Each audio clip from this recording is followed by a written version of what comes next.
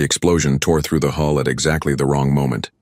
1 second, the westward dawn was gliding through contested space near the planet Virtus 7, and the next, alarms screamed through every corridor as the ship lurched sideways. Tommy Reeves clutched his mother's hand as they ran toward the escape pods, his other hand gripping the carrier that held Brutus, their honey badger. The 5-year-old boy stumbled as another blast shook the floor beneath them. "Keep moving, Tommy," Dr. Laura Reeves shouted over the chaos. Around them, other colonists scrambled in every direction. The westward dawn carried 300 souls seeking a new home on the far edge of Coalition space. Nobody expected to fly straight into a war zone between the Quillian hierarchy and the Metheran collective. 2 massive alien empires fighting over resources, and humans just happened to be in the wrong place at the worst possible time. Tommy's father, David Reeves, pushed them forward through the smoke. "Pod 7 is just ahead. We'll make it." But fate had other plans. A support beam crashed down between them, separating Tommy and his mother from David. Sparks flew everywhere. The heat was intense. "Go," David yelled through the flames and debris. "Get Tommy to the pod. I'll find another way." Laura hesitated for only a heartbeat before pulling Tommy away. They turned down a different corridor, following emergency lights that flickered and died. Other colonists rushed past them. Someone bumped into Tommy hard enough that he dropped Brutus's carrier. The latch broke. The honey badger scrambled out, his black and white fur bristling with fear and confusion. "Brutus!" Tommy cried, reaching for him. But another explosion rocked the ship. Tommy fell. His mother fell. When the boy looked up, he saw Brutus running back toward him, but Laura was being pulled away by the crowd of panicking colonists. "Tommy!" His mother screamed, fighting against the tide of people. "Tommy, stay there. I'm coming back." But the crowd was too strong. The ship was dying. People fought to survive. Tommy watched his mother disappear around a corner, swept away by desperate colonists heading for a different pod section. The boy sat on the cold floor, surrounded by smoke and flashing lights as Brutus climbed into his lap. The honey badger, usually energetic and curious, pressed against Tommy's chest. The boy wrapped his arms around the animal. "It's okay, Brutus," he whispered, even though he was terrified. "Mom will come back. She didn't come back." At least not before the final explosion sent Tommy tumbling through a breach in the hull. He fell into an escape pod that had partially deployed, its door hanging open. Brutus clung to him the entire fall. The pod's emergency systems activated automatically, sealing the door and launching into space. Through the small window, Tommy watched the westward dawn break apart, pieces of the colony ship scattering across the dark sky like burning stars. The pod's descent was rough. It wasn't designed for a full atmospheric entry without proper guidance, but the basic systems did their job. Tommy held on to Brutus as they crashed through clouds and slammed into the surface of Virtus 7. Trees absorbed some of the impact. The pod bounced twice before coming to rest in a small clearing surrounded by purple vegetation that looked nothing like earth plants. When the door finally opened, Tommy crawled out on shaky legs. Brutus jumped down beside him, immediately sniffing the strange ground. The air smelled like copper and flowers. 2 suns hung in the sky, one orange and one yellow, casting weird shadows across the landscape. Tommy had never felt so alone. "Mom?" he called out softly. "Dad?" Only silence answered. Well, not complete silence. Strange bird-like creatures made clicking sounds in the trees. Something howled in the distance. Tommy sat down next to the ruined pod and started to cry. Brutus climbed into his lap again, making a low, chittering sound that meant he was worried. Hours passed. Tommy fell asleep against the pod, exhausted from fear and shock. Brutus stayed awake, pacing in circles around the boy. The honey badger's instincts told him something was wrong with this place. The smells were all wrong. The sounds were dangerous. His human was vulnerable. When Tommy woke up, the 2 suns had moved lower in the sky. He was hungry and thirsty, but afraid to move far from the pod. Maybe someone would find them here. Maybe his parents were looking for him right now. He had to believe that. Then he heard the sounds. Heavy footsteps, mechanical whirring, voices speaking in languages Tommy had never heard before. The boy stood up, his heart racing. Brutus tensed, his body going rigid. Through the purple trees came 5 figures that definitely weren't human. They stood nearly 7 feet tall, with 4 arms each and skin that shimmered like oil on water. Their faces had too many eyes, arranged in a pattern that hurt to look at. They wore armor that hummed with energy, and carried weapons that glowed with pale blue light. These were Quillians, though Tommy didn't know that. He only knew they were aliens and they were walking straight toward him. High Commander Jath led the patrol. He stopped when his scanner identified the small human life form. His translator processed the boy's species designation. A human child, he said to his soldiers. Alone, this is fortunate. We can use it as leverage against the Methran forces in this sector.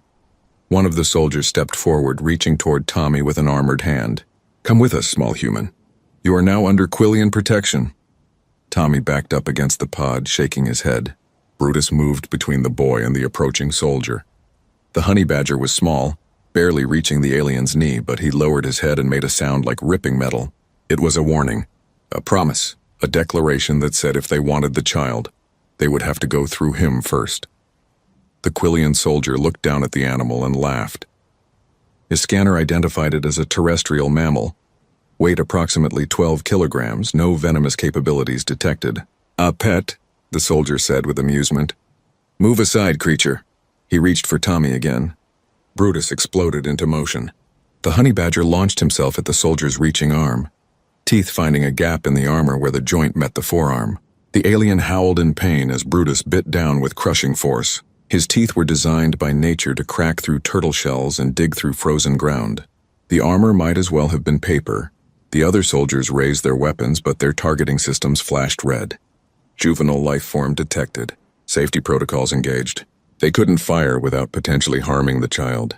High Commander Jath watched in disbelief as one small earth animal fought his trained warrior. Remove it, Jath ordered. Use physical force. 2 more soldiers moved in. Brutus released the first soldier and turned to face them. He had no fear. Fear was not something honey badgers understood. Evolution had designed them to fight off lions, to survive cobra venom, to challenge any threat regardless of size. These aliens were just bigger predators, nothing more. Tommy watched as Brutus attacked the second soldier, claws raking across faceplates and teeth finding exposed joints. The honey badger moved like fury itself, impossible to grab, impossible to stop. When the third soldier tried to grab him from behind, Brutus twisted in midair and latched onto the alien's face. The soldier stumbled backward, screaming. High Commander Jath activated his communicator. This is Jath. Send reinforcements to my position. We have a situation. He stared at the small boy and the small animal, both refusing to surrender. Both standing their ground. Tommy knelt down and whispered, Good boy, Brutus.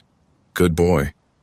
The honey badger stood in front of him, blood on his muzzle, breathing hard but ready to fight again. Around them, the Quillian soldiers regrouped, calling for backup. Neither the boy nor the honey badger knew they had just started something that would echo across the entire galaxy. All Tommy knew was that Brutus was protecting him, just like always. All Brutus knew was that his human needed him. That was enough. 20 minutes after the first attack, 12 Quillian soldiers surrounded the clearing. They had formed a wide perimeter around Tommy and Brutus, weapons drawn but not firing. The safety protocols were absolute. No weapon could discharge while a juvenile life form was in the target zone. It was one of the sacred laws of the Galactic Coalition, and even enemies in war respected it. High Commander Jath studied the scene through his visor scanner. The small Earth animal had injured 4 of his soldiers. 4 trained warriors, each with decades of combat experience taken down by something that weighed less than their armor. The medical team was treating them now. 2 had deep puncture wounds that required immediate attention. 1 had severe lacerations across his face. The 4th couldn't use his primary left arm because of damaged tendons. Explain this, Jath demanded of his science officer. How is this possible? The science officer's forearms worked rapidly across a data display. Commander, I have retrieved files on this species from the galactic database. It is called a honey badger, native to Earth. The files were flagged by the initial survey team that visited Earth 30 cycles ago. He paused, his multiple eyes blinking in confusion. Sir, the survey team marked dozens of Earth creatures as extremely dangerous. They recommended caution if humans ever achieved space travel. I see no caution was necessary, Jath said dryly, watching Brutus pace back and forth in front of Tommy. It is one small animal. Commander, according to these files, honey badgers are known for fighting creatures 10 times their size. They have been documented attacking lions, buffalo, and even hippopotami. Their pain tolerance is exceptional. Their aggression level is classified as maximum. The survey team noted that humans somehow domesticated these creatures despite their dangerous nature. Jath processed this information. He had fought in 17 campaigns across 9 star systems. He had faced warrior species bred for combat. He had never retreated from any battle. But looking at this small boy and his small protector, he felt something unfamiliar. Not fear exactly, but a recognition that perhaps he had underestimated these humans. While the Quillians maintained their perimeter, something else was happening across Virtus 7 and beyond. 3 news drones from the Galactic Information Network had been monitoring the battle between Quillian and Methran forces in this sector. When their sensors detected the unusual standoff, they moved in for a closer look. Their cameras were now broadcasting live footage to 17 billion viewers across Coalition space. On the core world of Bethera Prime, Professor Wenthus watched the feed with growing fascination. She was the Coalition's chief biologist, responsible for cataloging and understanding all discovered species. She had studied thousands of life forms in her long career, but this was something new. She watched the replay of Brutus's attack 3 times, analyzing every movement. Impossible, she muttered to herself. The creature should have retreated when faced with superior numbers. Every biological model says so. Self-preservation should have overridden protective instinct after the first injury. She pulled up Earth's biological survey files. What she read made her antennae quiver with shock.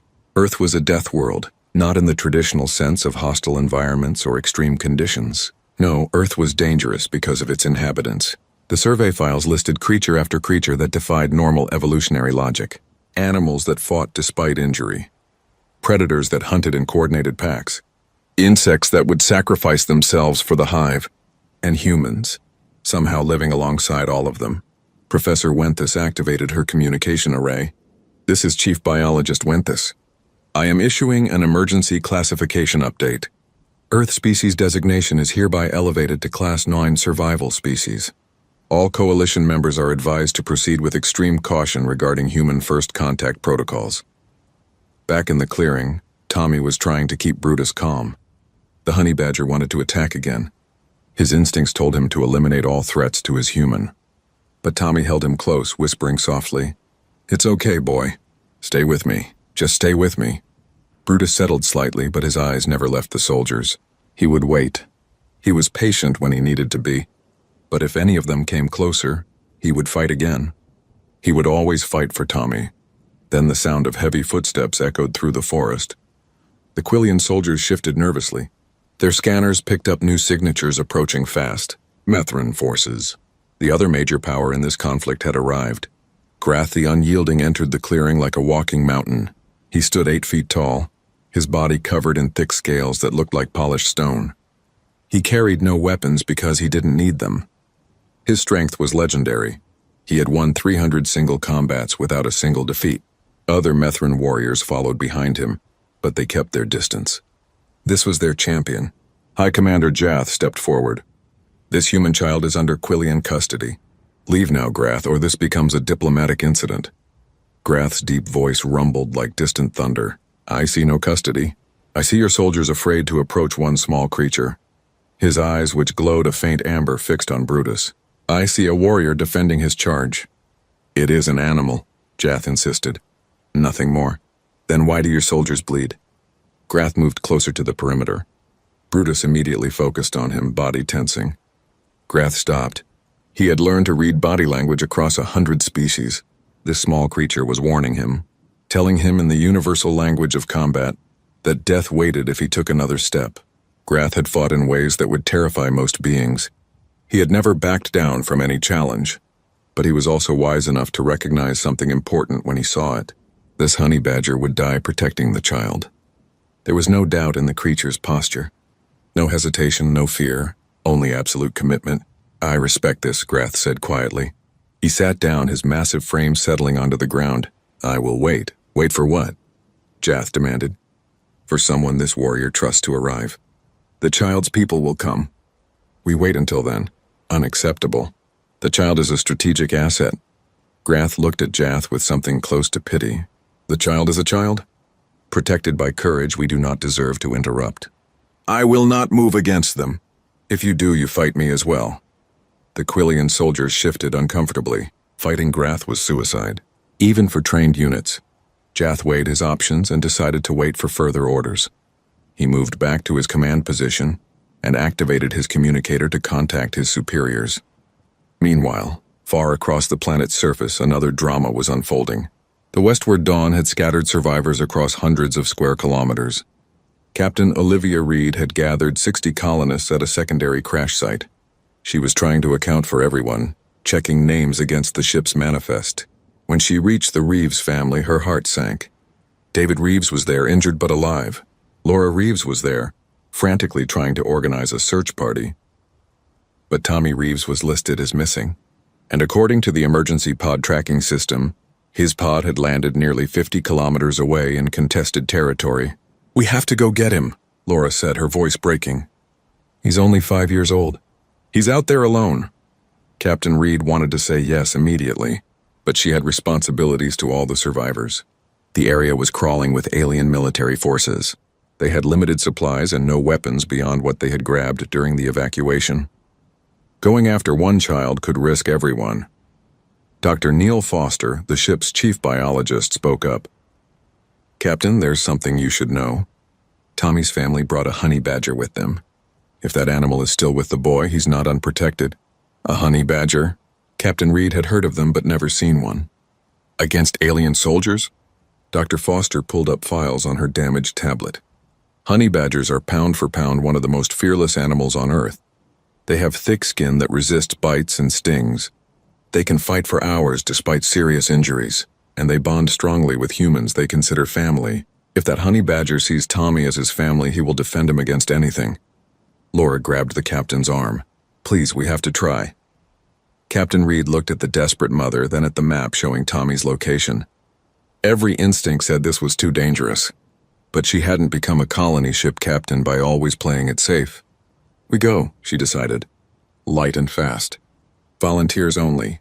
We leave in 10 minutes. 12 colonists volunteered immediately. David Reeves was among them despite his injuries. Captain Reed selected the 8 who were in the best physical condition.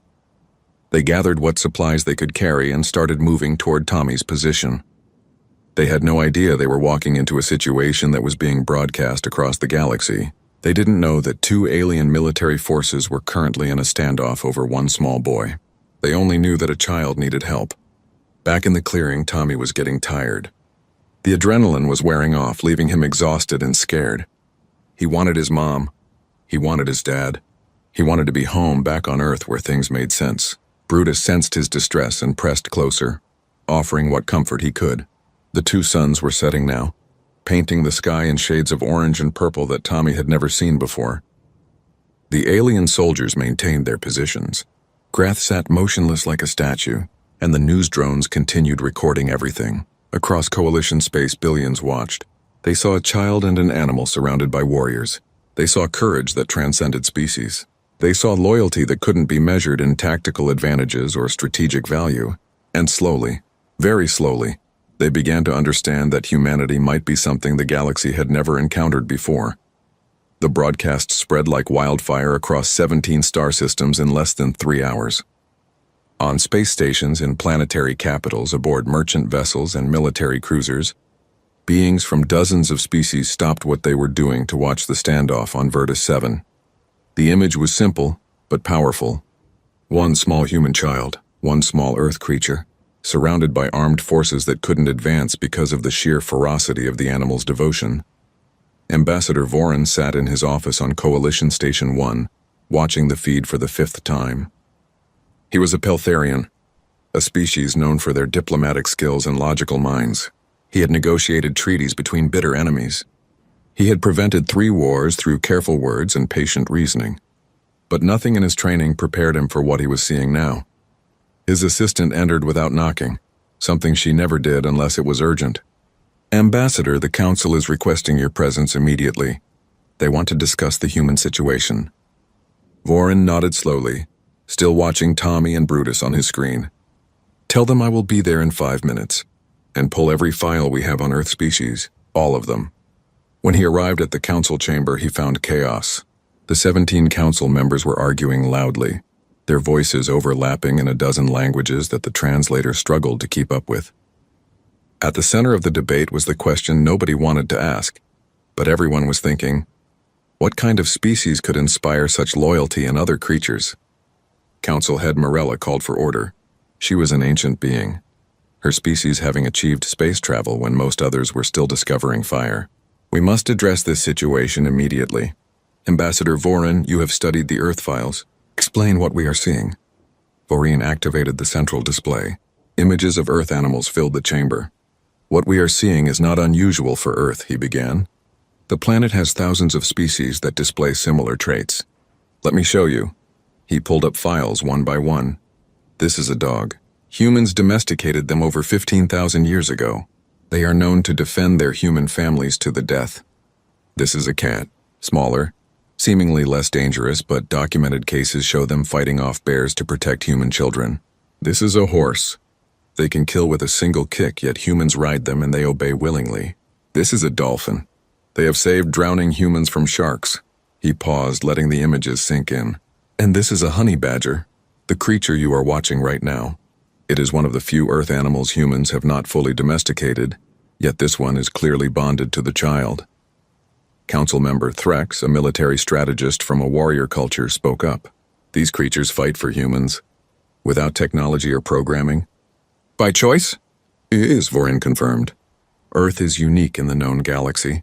Not because of its resources or its strategic position, it is unique because its dominant species, humans, have formed genuine partnerships with hundreds of other species.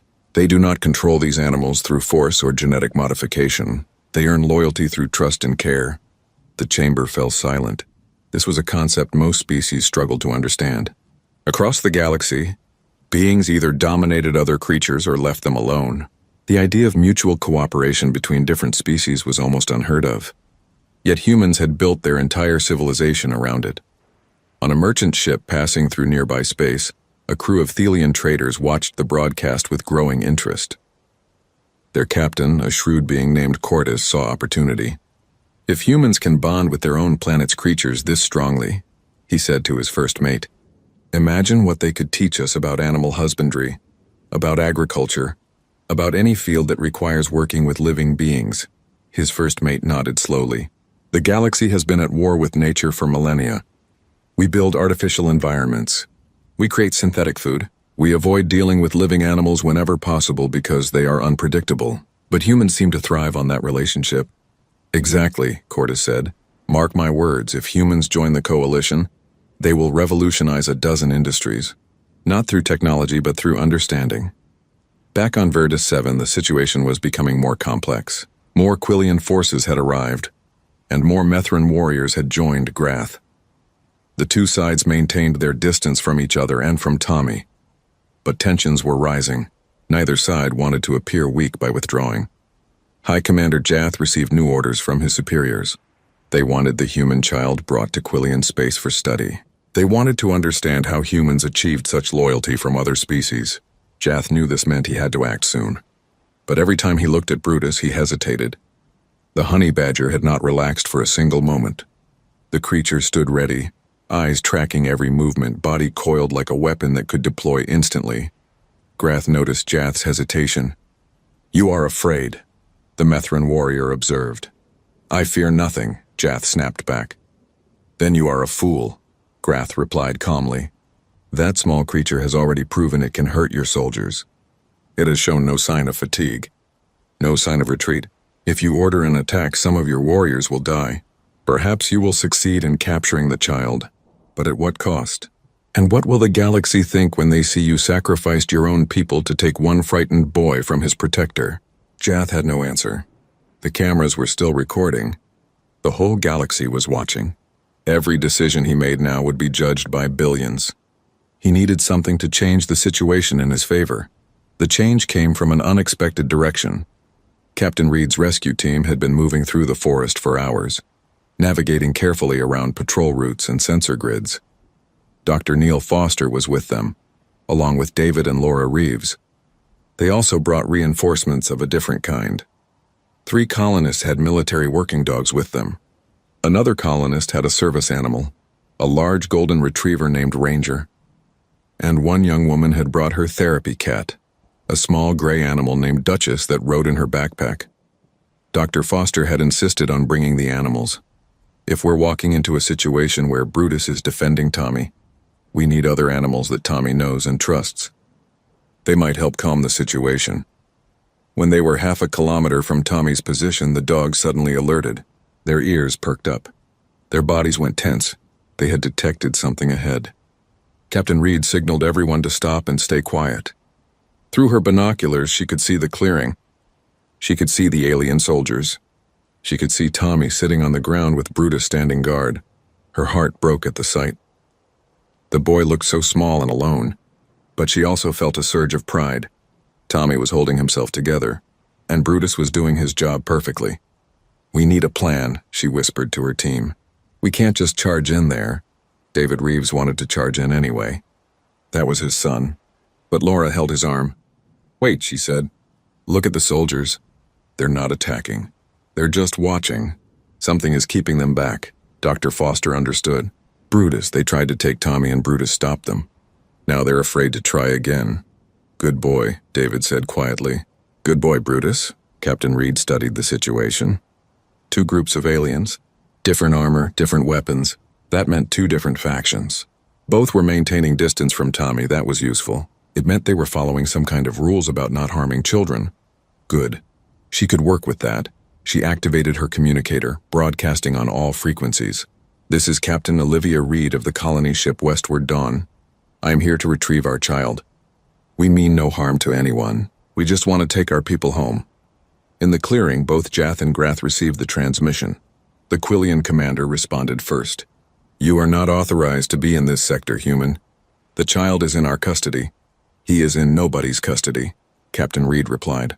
"He is protected by his family's companion animal, and you have not been able to get past that protection. I am his commanding officer. I am responsible for his safety. I am coming to get him. If you approach, we will consider it a hostile act," Jath warned. Grath spoke up, his voice carrying across the open channel. "Let them come, Jath, or are you afraid of these humans too?" Before Jath could respond, Captain Reed and her team emerged from the tree line. They walked slowly, hands visible, weapons holstered. The dogs walked beside their handlers, alert but calm. Ranger the retriever walked next to Laura. Duchess the cat peeked out from the backpack, her green eyes taking in everything. Tommy saw them and started to cry with relief.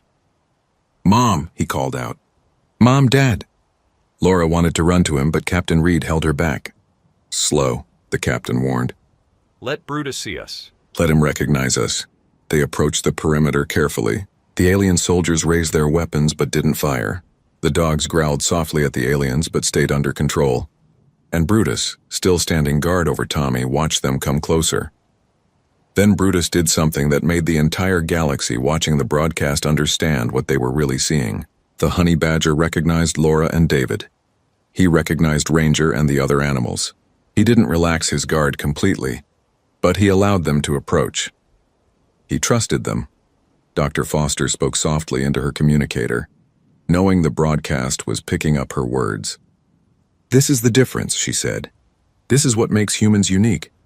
We do not control these animals. We earn their trust. We form bonds that last lifetimes. That honey badger has been with Tommy's family since he was a kid. He knows them. He trusts them. And he will defend them with his life." Laura knelt down next to Tommy and wrapped her arms around him. David joined them, the family reuniting. Brutus stayed between them and the aliens, still ready to fight if needed. But his body language had shifted slightly. His family was here now. He wasn't alone in the defense anymore. Captain Reed turned to face High Commander Jath and Grath. "We are taking our child now.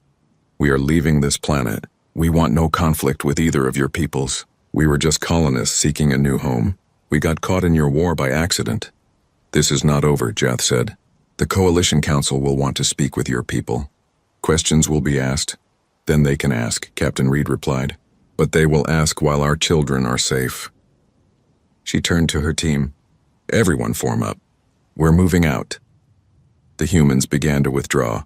Tommy held in his father's arms, Brutus walking beside them, the dogs flanking them protectively.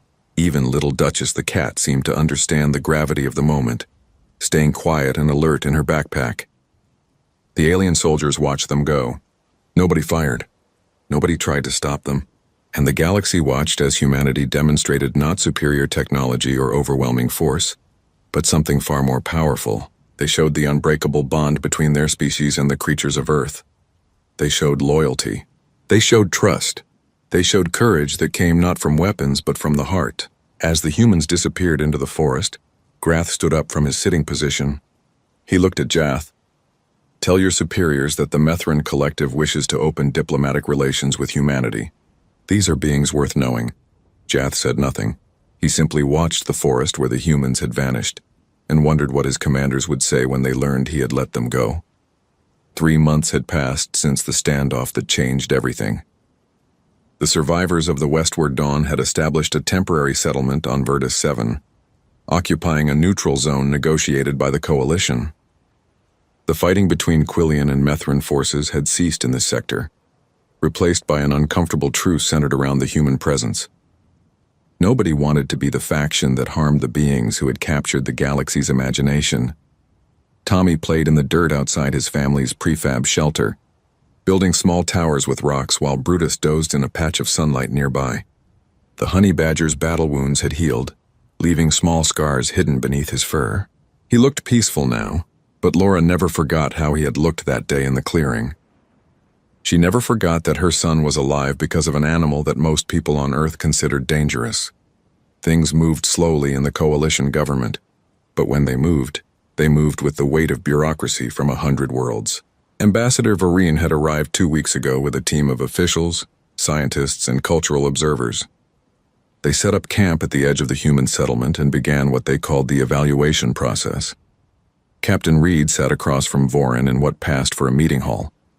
It was really just a large tent with tables and chairs, but it served its purpose. The ambassador had brought tea from his home world, a gesture of hospitality that Reed appreciated, even though the liquid tasted like flowers mixed with metal. "You understand what we are asking of you," Vorin said carefully. "To join the Galactic Coalition is not a simple matter. We must evaluate your species across 17 different criteria: technology, culture, ethics, adaptability, potential contributions to the galactic community, and our relationship with animals," Reed added. "That's really what this is about, isn't it?" Vorin's face, which had multiple small features that moved independently, arranged itself into what Reed had learned was his expression for discomfort. "It is a significant factor," he admitted. "In 3,000 years of Coalition history, we have never encountered a species like yours. You have not just domesticated animals. You have formed partnerships with them.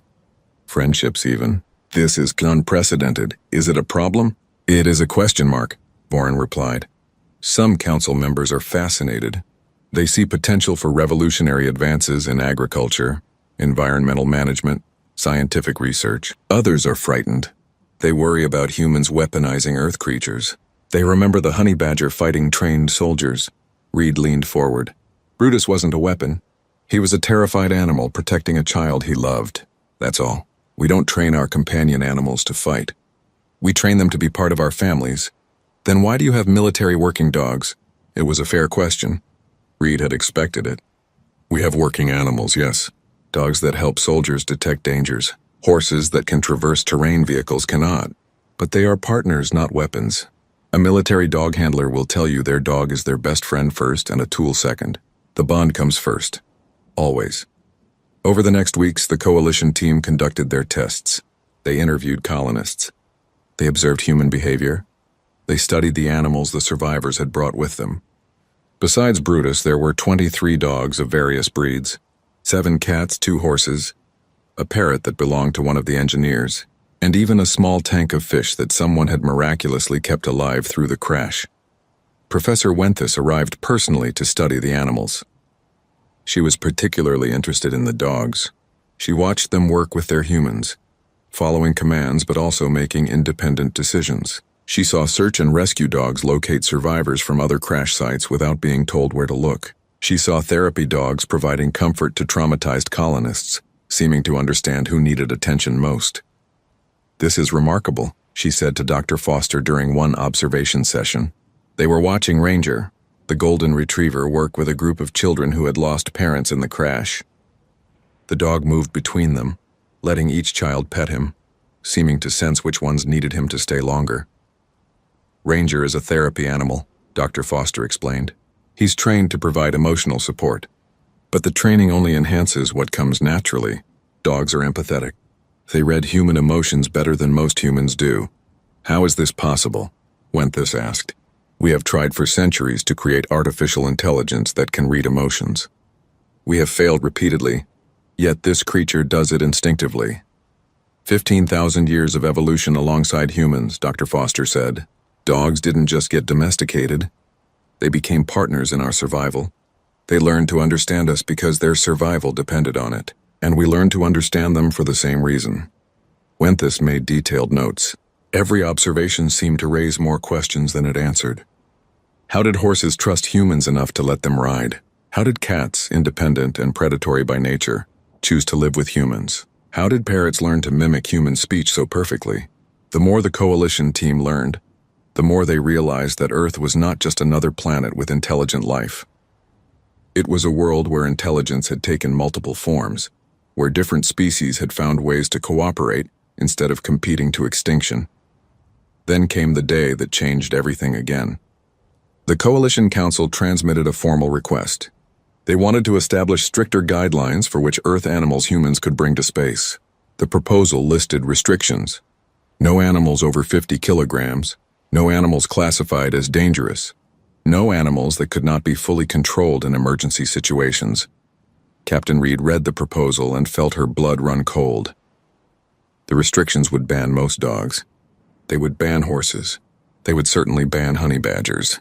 The council wanted humans to join the galactic community, but only if they left behind the partnerships that made them who they were. She called a meeting with all the adult colonists. They gathered in the evening under the strange double sunset of Vertus 7. Reed explained the situation. The room erupted in angry voices. They want us to give up our animals?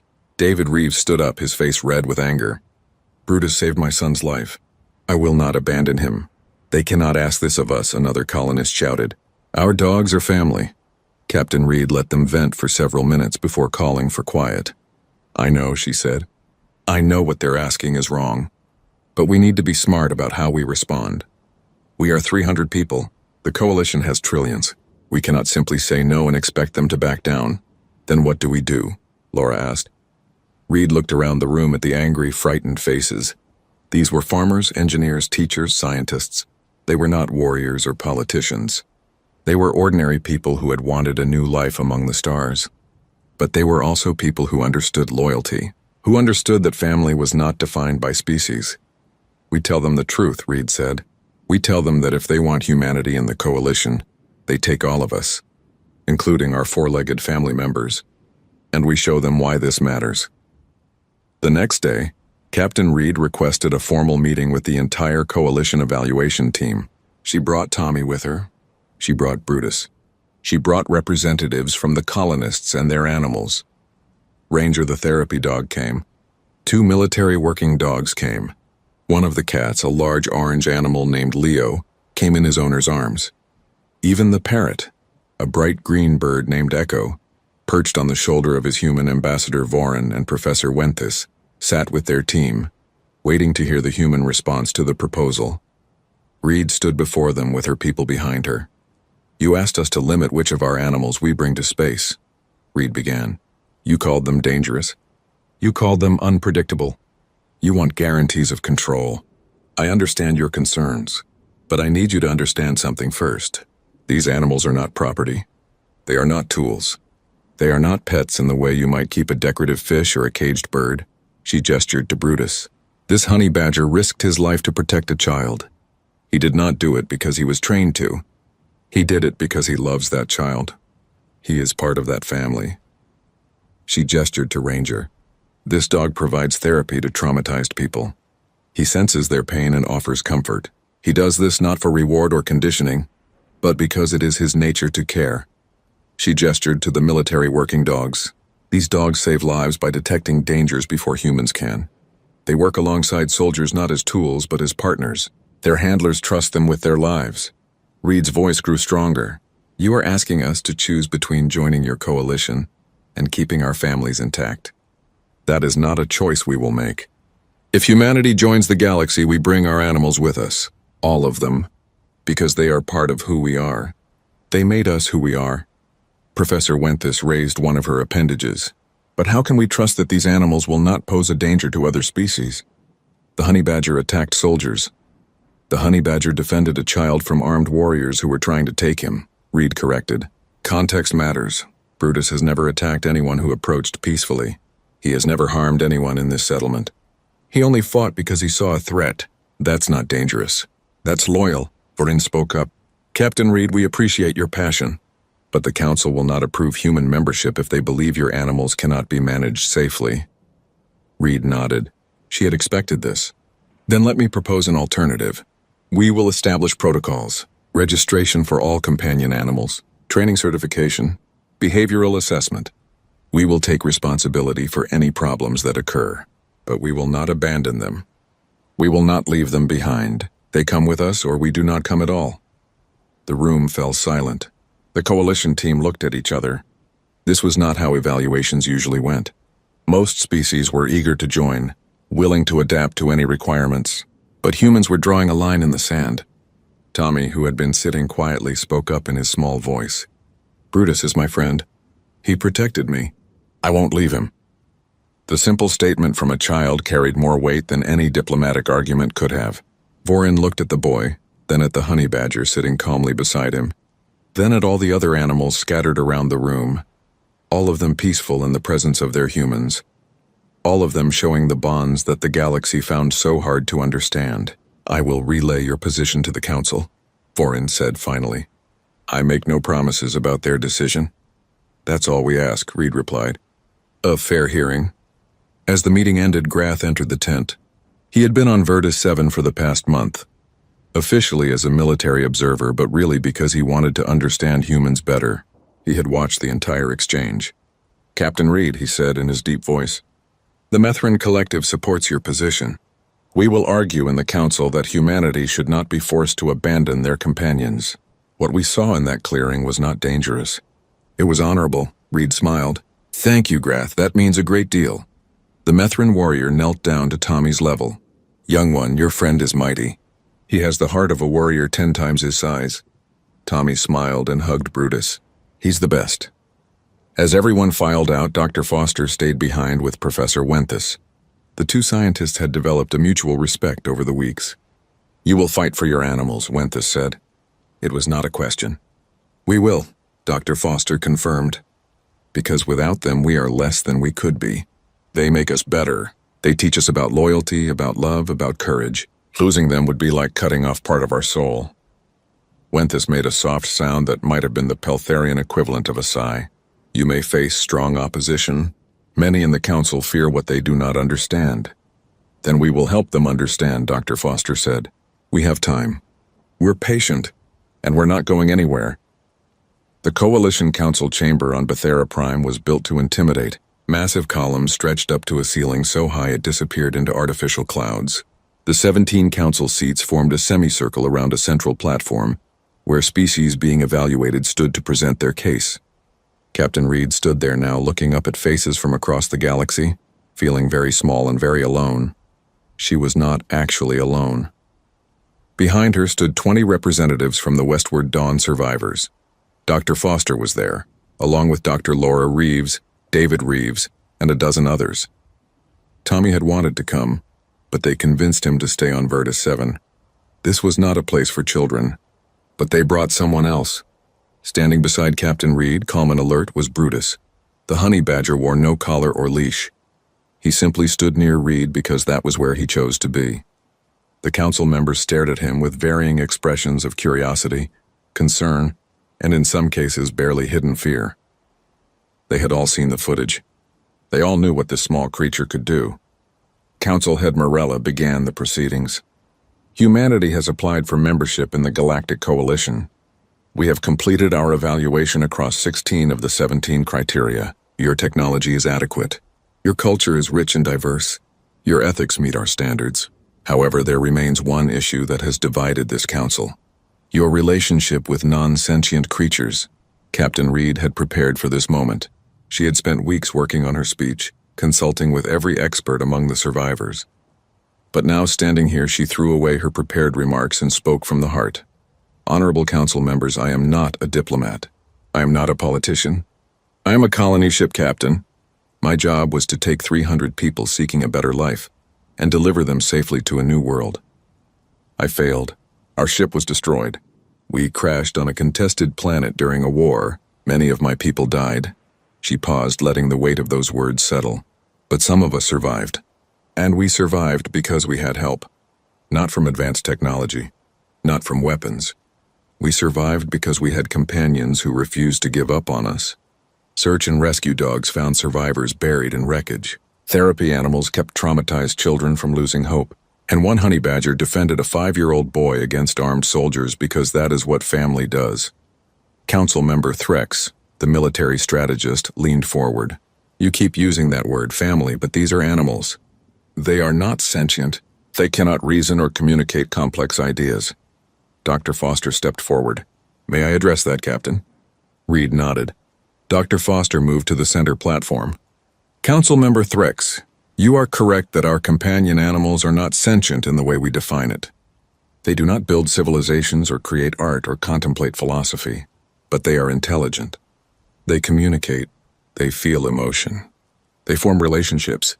And yes, they can reason. She activated a holographic display. Images appeared in the air above them. This is a border collie herding sheep. Watch how the dog anticipates where the sheep will move. She plans her approach. She adjusts her strategy based on the sheep's behavior. That is reasoning. Another image appeared. This is a dolphin teaching her calf to hunt. She demonstrates technique. She corrects the calf's mistakes. She rewards success. That is education. More images followed.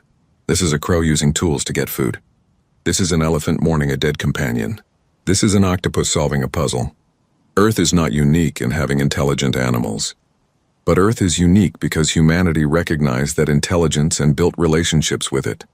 Professor Wenthus spoke up from her position as the coalition's chief biologist. Dr. Foster is correct. My research over the past months has convinced me that human-animal bonds are not simply training or conditioning.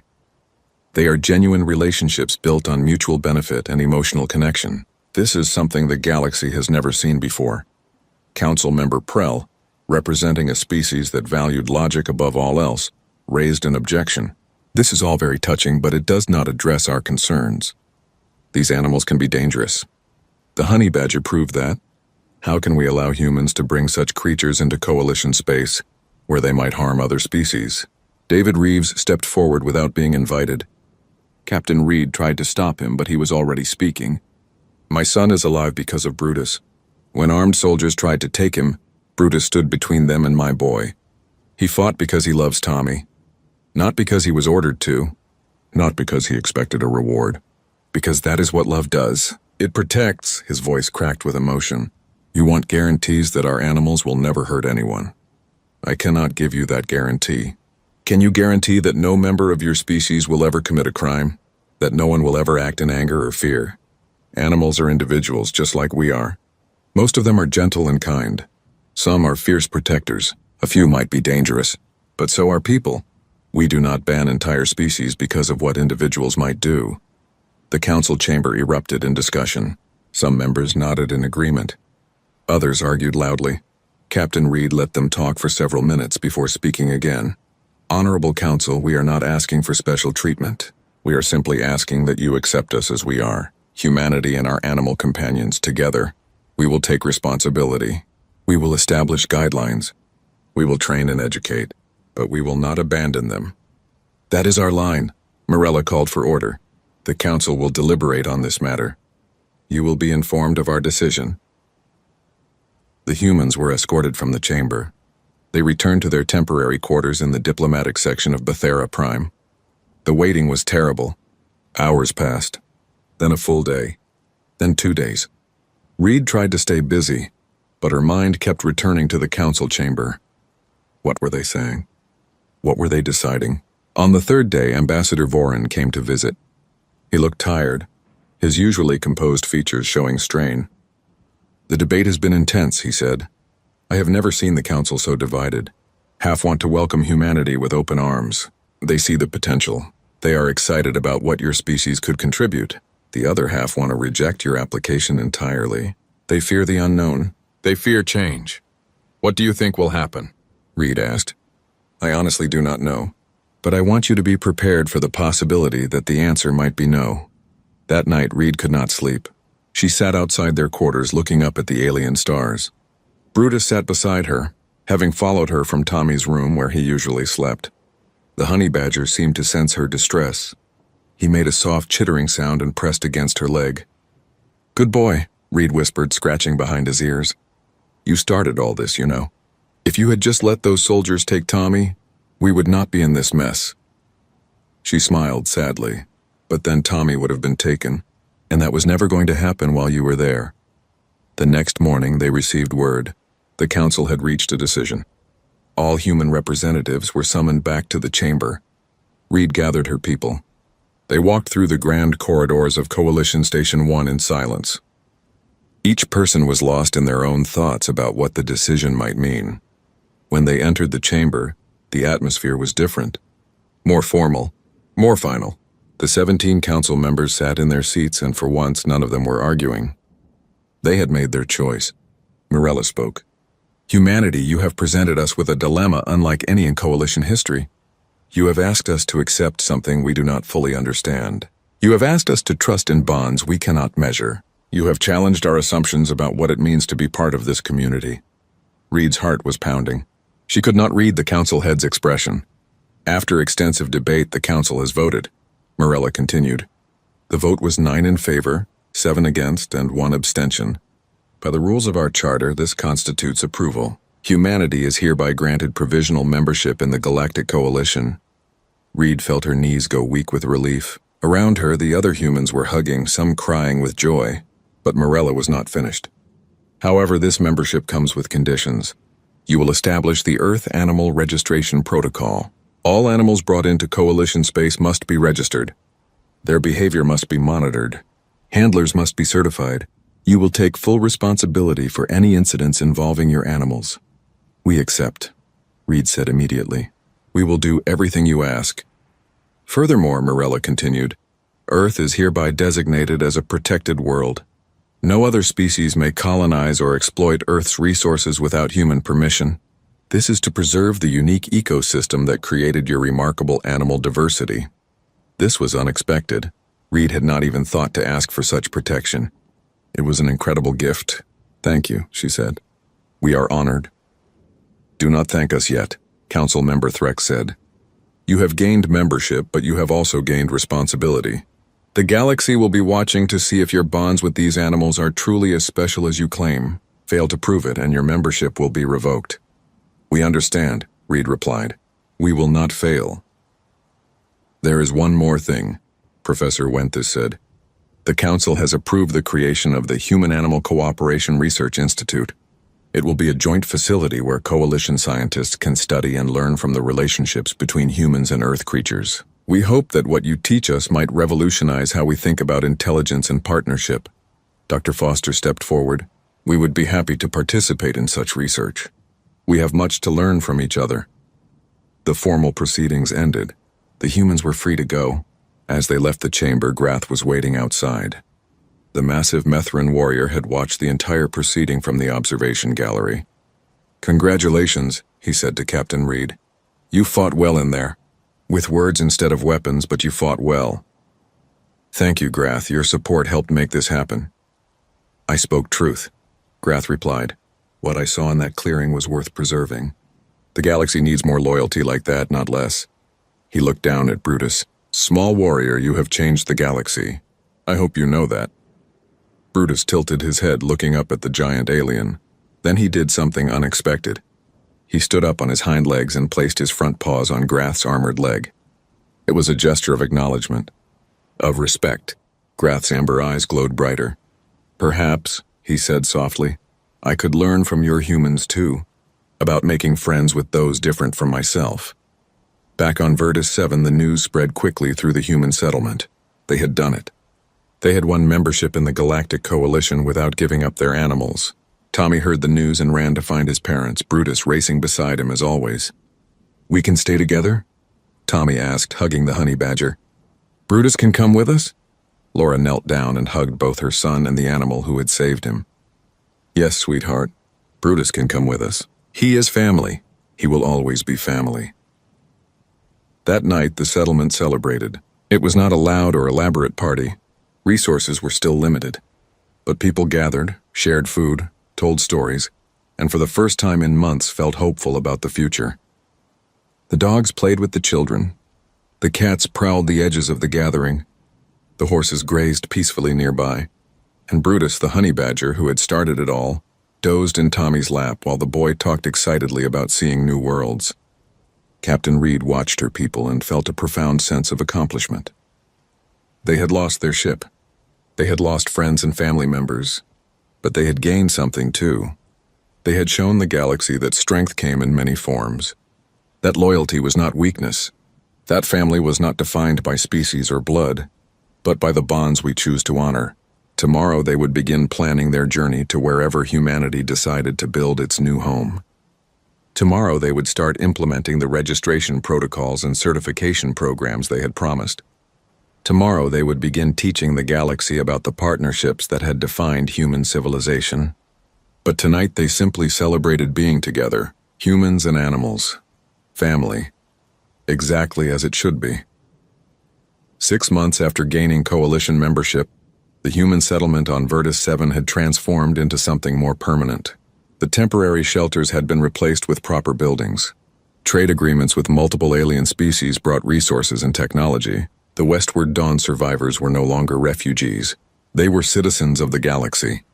But the galaxy was about to discover that citizenship came with responsibilities. The distress signal arrived at 300 hours local time. Captain Reed was woken by urgent knocking on her door. Lieutenant Harris, one of the former crew members who now served as security chief, stood there with a datapad. Captain, we have a situation. Coalition Research Station Omega-9 is under attack. The Skrell have broken through their defenses. They are calling for immediate assistance. Reed took the pad and read quickly. The Skrell were an insectoid species that had refused Coalition membership. They operated on hive mind principles and saw other species as either resources or obstacles. They had been quiet for years, but apparently that had changed. The research station had valuable data on terraforming techniques. The Skrell wanted it. Where is the nearest Coalition military force? Reed asked. 3 days away at best speed, Harris replied. We could reach them in 18 hours. Reed did the math. The station had maybe 24 hours before the Skrell overwhelmed them completely. Coalition forces would arrive too late, but the humans could get there in time. Maybe if they left immediately, if they risked everything for people they had never met. Wake the council, Reed said. Full emergency session. 15 minutes. The council was a group of 12 colonists who had been elected to help make major decisions. They gathered quickly, most still in their sleep clothes, all looking worried. Reed explained the situation. Then she waited for the debate to begin. It started immediately. Some council members argued they had no obligation to risk their lives for a coalition station. They had just been accepted as members. They had no military force. They had limited weapons. Sending their people to fight the Skrell was suicide. Others argued the opposite.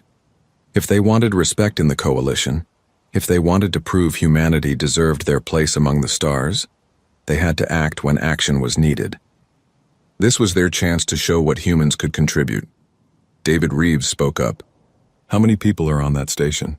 47, Reed answered. Scientists and support staff from 6 different species, including Quillians, someone asked. Yes, 3 Quillian researchers are confirmed to be there. The room fell silent. Some of the colonists still resented the Quillians for what happened during the crash. High Commander Jath and his soldiers had tried to take Tommy. They had threatened the survivors. Forgiveness did not come easily, but Laura Reeves stood up. My son is alive because someone stood up to protect him. Brutus did not ask if the threat was fair or if the danger was justified. He just protected. If we have a chance to save lives, we have to try. That is what it means to be family. And the coalition is our family now, whether we like all the members or not. The vote was close, 7 in favor of sending help, 5 against. Reed had the authority to make the final call, and she knew what her answer had to be. We go, volunteers only. We leave in 1 hour. 32 colonists volunteered immediately. Most were former crew members with training in emergency response, but others came too. Dr. Foster volunteered because medical support would be needed. David and Laura Reeves both volunteered, despite having Tommy to think about. When Reed tried to convince them to stay, Laura said simply, "Our son needs to grow up in a galaxy where people help each other. We have to show him that." Then something unexpected happened. They brought the animals. Not as an afterthought or for comfort, but as deliberate choices. Lieutenant Harris brought his military working dog, a German shepherd named Atlas. Another volunteer brought 2 more working dogs trained in search and rescue. Someone brought 3 horses, arguing that the station might have terrain where the animals could help, and Tommy insisted that Brutus had to go. "No," Reed said firmly. "Absolutely not. This is a combat situation. We cannot bring a child's pet into danger." "Brutus is not a pet," Tommy said with the absolute certainty only a 6-year-old could manage. "He is a protector. He protected me. He can protect others." David started to support Reed's refusal, but Dr. Foster interrupted. "Captain, think about this carefully. The Skrell are insectoid. They have exoskeletons and operate in hive structures. They tunnel underground. What animal on Earth is best suited to fighting in tunnels against creatures with hard shells?" Reed understood immediately. Honey badgers hunted in burrows. They fought creatures with natural armor. They were built for exactly this kind of environment. "You cannot be serious." "I am completely serious," Dr. Foster said. "If the Skrell have established tunnel systems, and they always do, then Brutus might be one of our most valuable assets. He is still a child's companion animal. We cannot send him into battle." Tommy walked up to Reed and looked her straight in the eye. "Brutus chooses. Ask him. It was ridiculous. You could not ask an animal to volunteer for a dangerous mission." Except that when David Reeves knelt down and looked at Brutus, the honey badger seemed to understand something was happening. David spoke softly. "We need help, boy. People are in danger. Will you come with us?" Brutus chittered and moved toward the door where the volunteers were gathering. Tommy smiled through his tears. "See? He wants to help." Reed gave up arguing. If they were going to do this impossible thing, they might as well do it with all the advantages they could get. Even advantages covered in fur and weighing 12 kilograms. The rescue team loaded into 3 shuttles. They were not military vessels, just transport craft with basic shields. The colonists had managed to acquire some energy weapons through trade, but most carried simple ballistic firearms from Earth. The dogs wore protective vests. The horses were loaded into cargo sections with their handlers. Brutus rode with Tommy, who had absolutely refused to be left behind despite everyone's arguments. Captain Reed let the boy come. Maybe it was foolish. Maybe she would regret it. But something told her that this mission needed the bond between Tommy and Brutus. Needed the reminder of why they were doing this. The journey to Research Station Omega-9 took 16 hours. Reed used that time to plan their approach. The station was built into an asteroid with multiple levels extending deep into the rock. The Skrell had attacked from below, tunneling through the asteroid's interior. The station's defenders had sealed themselves into the upper levels, but they were running out of time. When the human shuttles arrived, they immediately came under fire. Skrell vessels swarmed around the asteroid, small and fast and numerous. The shuttle pilots did their best to evade, but took several hits. Shields held barely. They landed on the asteroid's surface near one of the emergency airlocks. "Everyone out," Reed ordered. "Dogs first. Let them scan for danger." Atlas and the other working dogs exited the shuttles and immediately began searching. Their enhanced senses picked up chemical signatures that human scanners missed. Atlas alerted on a section of ground that looked stable, but apparently had a Skrell tunnel underneath. The humans avoided it and moved to a safer landing zone. They made contact with the station's survivors through emergency communications. The lead researcher, a Peltharian named Dr. Korth, was desperately grateful. "Thank you for coming. We did not expect anyone to arrive so quickly. The Skrell are 2 levels below us. They are preparing a final assault. We need a way inside," Reed said, "and we need to know the station's layout." Dr. Korth transmitted blueprints. Reed studied them quickly. The station had 3 main levels connected by vertical shafts. The Skrell controlled the bottom level completely and were pushing into the 2nd level. The survivors were trapped on the top level with limited supplies and no weapons. Lieutenant Harris pointed to the blueprints. "If we can create a distraction on the lower level, draw the Skrell forces away from the survivors, they might be able to evacuate through the emergency tunnels here." How do we create that distraction? Someone asked. Dr. Foster spoke up. We go into their tunnels. We make them think they are being attacked from behind. Everyone looked at her like she had lost her mind. Going into Skrell tunnels was suicide. The insects controlled that environment completely. But Dr. Foster continued. The Skrell are a hive mind species. They share information instantly. If we attack their tunnels, every Skrell in the station will know about it. Some will be redirected to defend. That gives the survivors time to escape. It is still suicide, Harris said. Not if we have the right tools. Dr. Foster looked at Brutus. The honey badger was sitting calmly next to Tommy, watching everything with his dark eyes. And the right companions. The plan came together quickly. The horses would stay on the surface with a small team, ready to help evacuate survivors. The main human force would enter the station through an auxiliary airlock and fight their way to the survivors. And a small strike team would enter the Skrell tunnels to create chaos and confusion. David Reeves volunteered for the tunnel team. So did Dr. Foster. So did 2 colonists with mining experience. And they would take Brutus along with Atlas the German shepherd who had training in tight spaces. Tommy clung to Brutus, crying, "Be careful. Come back to me." Laura held her son while David knelt down one more time with the honey badger. "Protect them, boy. Like you protected Tommy. Can you do that?" Brutus made his fighting sound, the one that meant he understood danger and was ready for it. David nodded, trying not to show how terrified he was. They were asking an animal to go into hell. But that animal had proven in the past that hell held no fear for him. The team split up. Captain Reed led the main force into the station.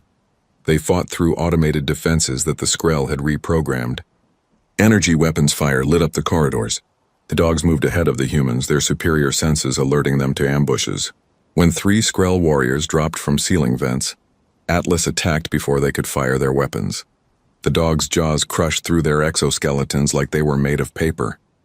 The other team saw it through their communication links, saw a dog fighting creatures twice his size and winning.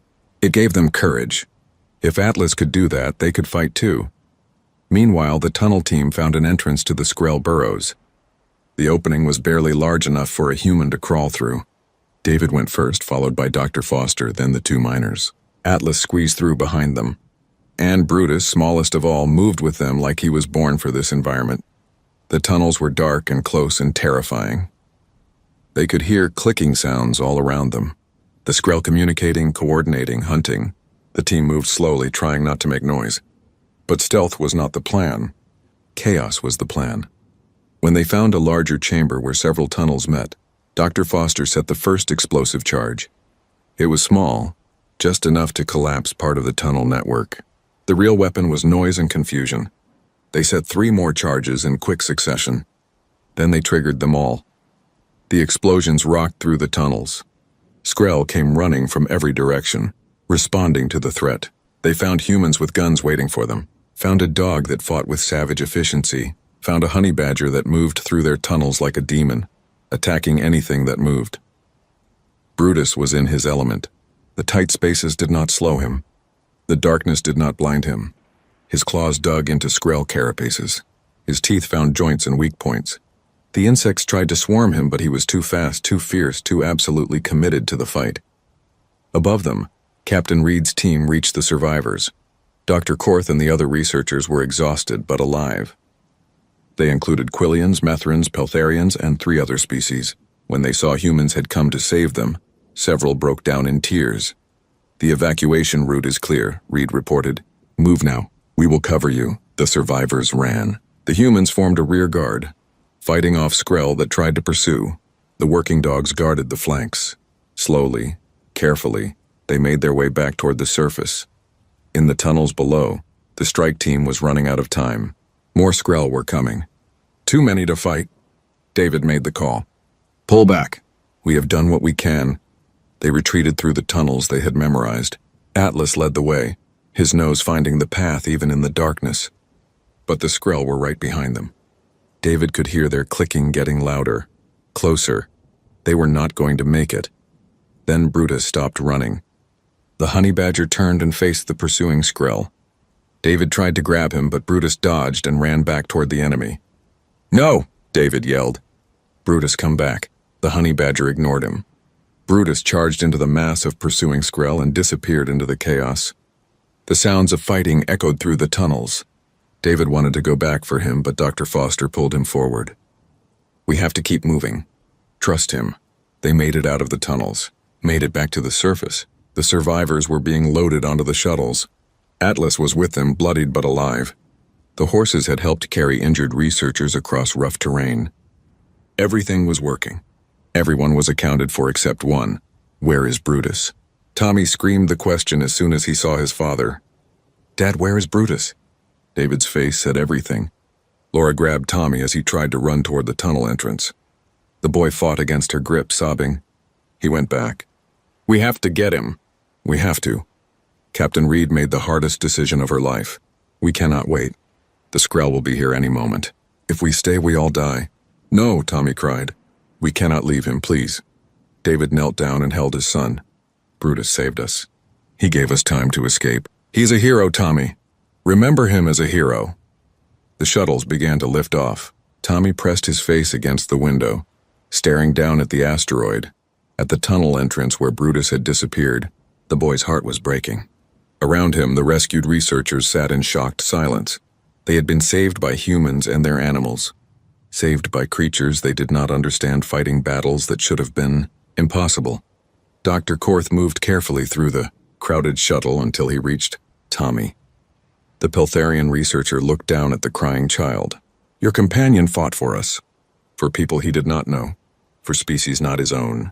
That is courage beyond measure. We will remember him. The galaxy will remember him." Tommy could not speak through his tears. The shuttles cleared the asteroid's gravity field and prepared to jump to faster-than-light speed.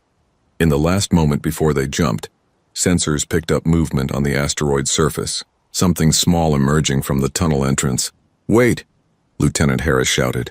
"Something is coming out." The pilot held the jump sequence. They watched the sensors, watched as a small figure dragged itself across the rocky surface. It was moving slowly, leaving a trail behind it. "Hurt but alive." "Brutus," Tommy whispered. Then louder, "Brutus!" Captain Reed made another decision. "Take us back, now." The shuttle swung around and dropped back toward the surface. They landed hard and fast. The airlock opened. David ran out in his environment suit, crossing the distance to the honey badger in seconds. He scooped up Brutus carefully. The animal was covered in wounds, missing patches of fur, bleeding from a dozen cuts, but his eyes were open and aware. David ran back to the shuttle. They sealed the airlock and launched immediately. This time they did not wait. The jump to faster-than-light speed felt like being pulled apart and put back together. When they emerged in safe space, Tommy was already in the medical section with Brutus. Dr. Foster worked quickly. The honey badger's injuries were severe but not fatal. The thick skin that protected him from bee stings and snake bites had saved him from the worst of the Skrell attacks. His natural toughness, the same trait that let his species survive in the wild, kept him alive when he should have died, but he would need surgery and time to heal. "Will he be okay?" Tommy asked, holding Brutus's paw gently. "He will be fine," Dr. Foster promised. "He is the toughest patient I have ever treated. He just needs rest." News of the rescue spread across the coalition faster than the shuttles could travel.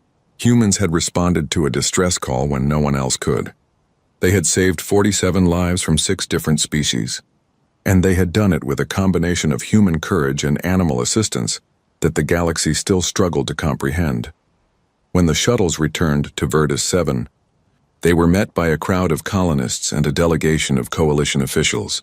Ambassador Vorin was there, Professor Wenthus was there, and Grath was there, the massive Methrin warrior who had become an unexpected friend to humanity. Captain Reed gave her report to the officials. She explained what happened. How the dogs detected dangers, how the horses helped evacuate injured researchers, how one honey badger held off pursuing Skrell long enough for everyone else to escape, how Atlas fought beside human soldiers like he had trained for this his entire life. Ambassador Vorin listened to everything. Then he did something remarkable. He knelt down next to the medical stretcher where Brutus was resting. The honey badger looked at him with drowsy eyes, still recovering from the surgery. "Small warrior," Vorin said softly, "you have taught us something important. Courage is not about size or strength. It is about heart. You have more heart than most beings will ever know." He stood and addressed Captain Reed. The Coalition Council has asked me to convey their gratitude.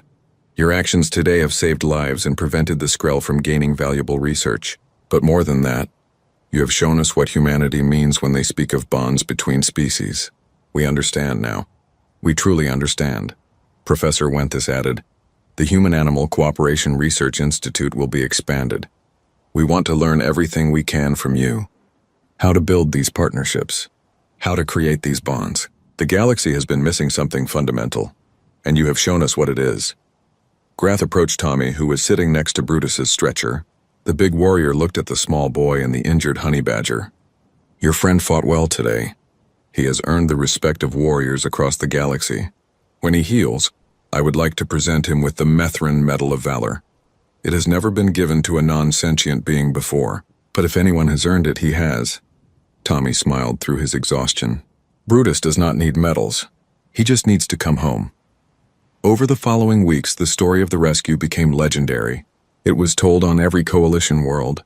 Children of a dozen species learned about the human captain who risked everything to save strangers, about the dogs who fought beside soldiers, about the horses who carried wounded researchers to safety, and especially about the honey badger who stood alone against the Skrell horde so others could escape. Artists created images of Brutus standing at the tunnel entrance, small but defiant. Poets wrote verses about courage that transcended species. Philosophers debated what it meant that an animal would sacrifice itself for beings it had never met. And slowly, very slowly, the galaxy began to change how it thought about the relationship between intelligence and instinct, between sentience and loyalty, between civilization and nature. Other species began to wonder if they had been missing something, if their cold efficiency and logical approaches had cost them something valuable. Some began to study Earth animals more carefully. A few even requested permission to adopt companion animals of their own, wanting to experience these bonds that humans spoke of so passionately. 1 year after the rescue at Research Station Omega-9, Captain Reed stood on a newly constructed human colony world. It was not the world they originally planned to settle, but it was beautiful.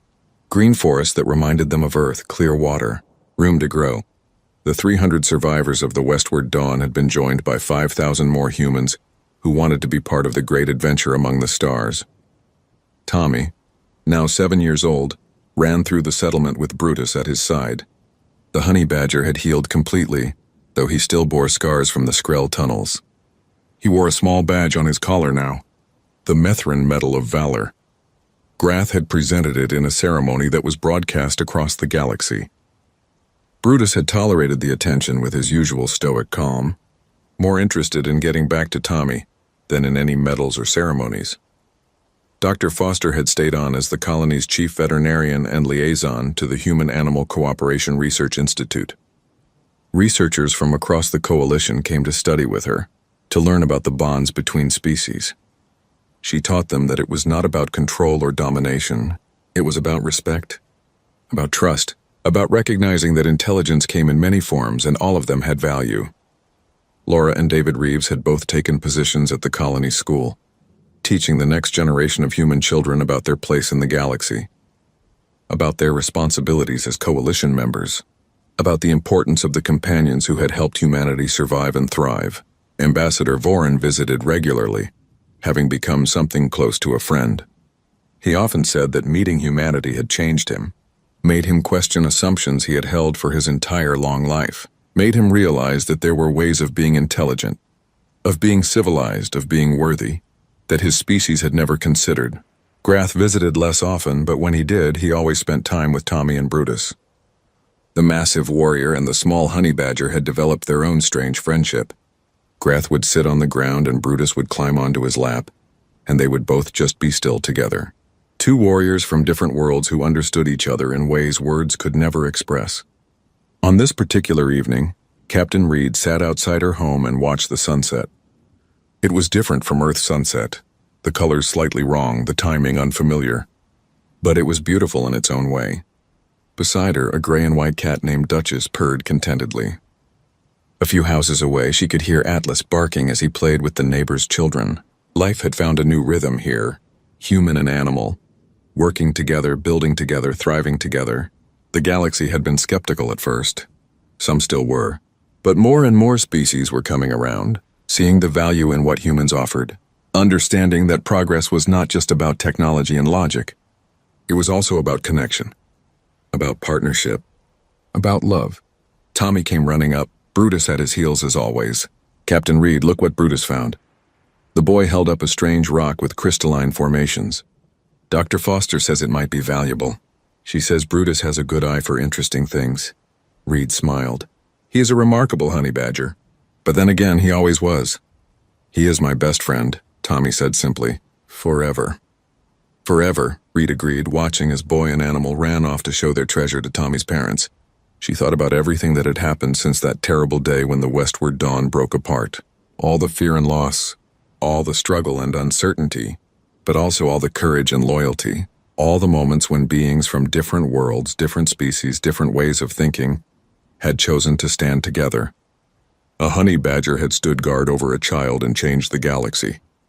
Not through force or violence, though he had fought when needed, but through the simple demonstration that love and loyalty were universal languages, that courage came in all sizes, that the bonds between beings mattered more than the differences. The stars were coming out now, filling the alien sky with familiar patterns that somehow looked right here. Humanity had found its place among those stars. Not alone, never alone. Always with their companions. Always with the creatures who had walked beside them through 10,000 years of history, and would walk beside them for 10,000 more. In the distance, Tommy's laughter echoed through the settlement. Brutus's happy chittering answered it, and Captain Reed smiled, knowing that whatever challenges the future brought, humanity would face them the same way they always had. Together, human and animal, family, exactly as it should be. The galaxy had learned an important lesson. Some bonds cannot be broken. Some loyalties cannot be measured. And some friendships transcend every boundary that evolution or circumstance puts in their way. A honey badger had stood guard over a child, and in doing so had shown the stars what humanity really meant. Not just a species seeking new worlds to conquer, but a people who brought their friends along for the journey, who valued loyalty over logic, who understood that strength was measured not in weapons or wealth, but in the willingness to stand beside those we love, no matter the cost. That was humanity's gift to the galaxy. That was their contribution to civilization. And every being who witnessed it, who learned from it, who tried to build their own version of those precious bonds, understood that the universe was richer for it. The honey badger had stood guard, and the galaxy would never be the same.